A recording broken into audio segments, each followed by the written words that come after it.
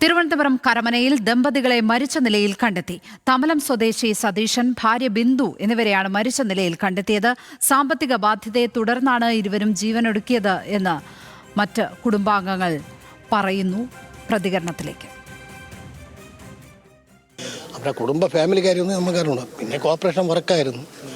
അങ്ങനെ എത്ര ലക്ഷം രൂപ ലോണൊക്കെ എടുത്ത് അങ്ങനെ ഇവർ എന്ത് ചെയ്യണം എന്നുള്ള ചേട്ടന്മാരെ അറിയിച്ചിട്ടൊന്നും അല്ലല്ലോ ചെയ്യണത്. അപ്പോൾ അവർ ഇങ്ങനെ 2-3 പ്രാവശ്യം ലെഫ്റ്റ് ചെയ്യാൻ വന്നപ്പോൾ നമ്മളെല്ലാം കൂടെ ഇടപെട്ട് അപ്പോഴാണ് നമ്മൾ അറിയണത് ബാങ്കിൽ ഇത്ര കോടി രൂപയുടെ കടമുണ്ടെന്ന്. അങ്ങനെയാണ് സംഭവം.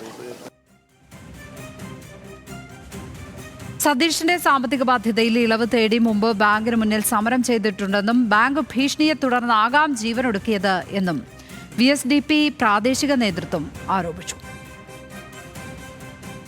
സതീശൻ, ബിന്ദു എന്ന അവരുടെ കുടുംബം ആത്മഹത്യയുള്ള ഏറ്റവും വലിയ കാരണം നമ്മുടെ SBI SME ബ്രാഞ്ച് മാനേജർ ഉൾപ്പെടെയുള്ളവരുടെ കുഴപ്പം കൊണ്ടാണ് ഈ കുടുംബം ആത്മഹത്യയിലോട്ട് പോയത്. വിവരങ്ങളുമായി ഇപ്പോൾ PS അനു ചേരുന്നു തിരുവനന്തപുരത്ത് നിന്ന്.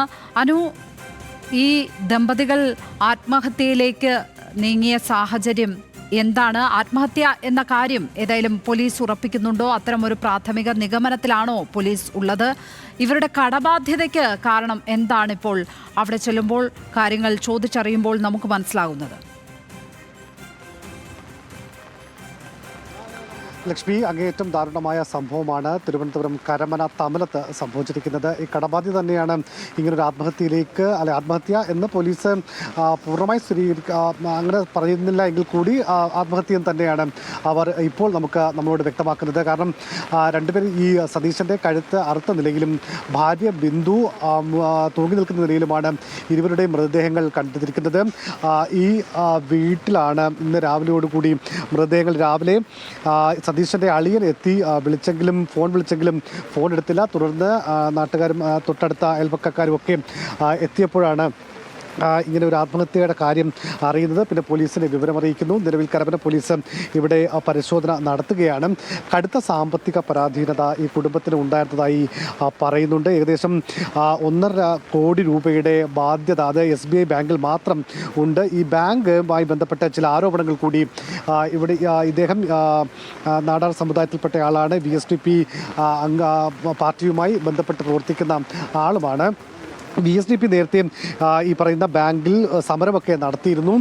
പല തവണയായി ഈ ലോണ് ആദ്യ തവണ എടുത്ത ലോണ് ഈ ടോപ്പപ്പ് ചെയ്താണ് വലിയ ഉയർന്ന കോടിക്കണക്കിന് രൂപയുടെ ഒരു ബാധ്യതയിലേക്ക് കുടുംബം എത്തിയത്. VSDP ചെയർമാൻ വിഷ്ണുപുരം ചന്ദ്രശേഖരൻ ഉൾപ്പെടെയുള്ളവർ എത്തി ഇതുമായി ബന്ധപ്പെട്ട ചില ഒത്തുതീർപ്പ് ചർച്ചകളൊക്കെ ബാങ്കുമായി നടത്തിയെങ്കിലും ബാങ്ക് ഇക്കാര്യത്തിൽ വഴങ്ങിക്കൊടുത്തിട്ടില്ല എന്നുള്ളൊരു ആരോപണം കൂടെ ഈ VSDP പ്രാദേശിക നേതാക്കൾ, അതായത് ഈ തമലം യൂണിറ്റിലെ ആളുകളൊക്കെ പറയുന്നു. അങ്ങനെയുള്ള ചില ആരോപണങ്ങൾ കൂടിയും ഉന്നയിക്കുന്നുണ്ട്. ഏതായിരുന്നാലും മൃതദേഹങ്ങൾ ഇപ്പോഴും വീട്ടിൽ തന്നെയാണ് ഉള്ളത്. ഇവർക്കൊരു മകനാണ്. മകൻ ഇപ്പോൾ വിദേശത്ത് ജോലി ചെയ്യുകയാണ്.